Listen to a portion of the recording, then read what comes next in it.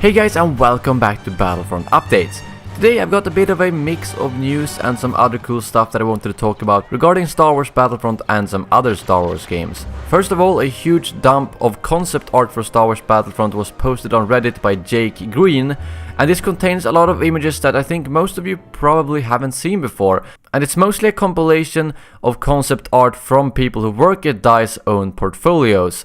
And a lot of it is stuff that you will probably recognize in terms of the environment, although you might not have seen these exact images. A lot of them are from Anton Grandert, who is now working as the lead senior concept artist at EA DICE, and the image that caught my attention was actually this one, as it means that General Veers was actually conceptualized for the game at one point in the development. I mean, he was the leading character on Hoth when the Empire assaulted Echo Base, so it would have been pretty cool to see him as a hero on Hoth running around there, maybe having some abilities based around the AT-ATs or similarly to that. Why he never made it into the full game is hard to say, but it's cool to see that he was considered at some point at least, and maybe we'll see him in the next game, who knows. In regards to the rest of the images, I just thought it was pretty cool to see how they actually conceptualize their ideas before they start developing it in the engine. So these images were probably produced when they were in the planning stages of each DLC or the game in general, as this is something that they can simply paint out before they have a single asset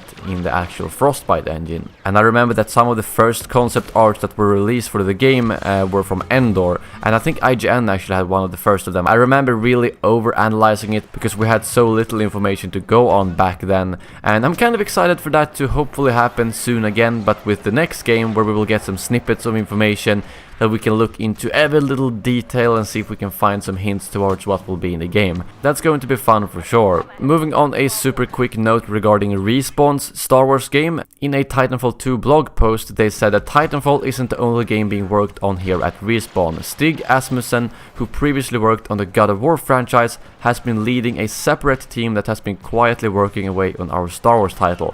That project is still wrapped in secrecy, and we won't be talking about it for a while.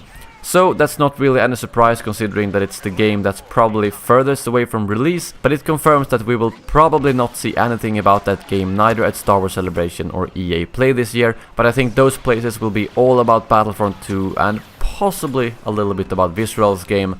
But mostly, since Battlefront is coming out this year, I think that's what they will put their main focus on. Lastly, on a quick note, Factor 5, the development studio who created the Rogue Squadron games, seems to have been revived, and they've also bought back the rights to all of their original IPs.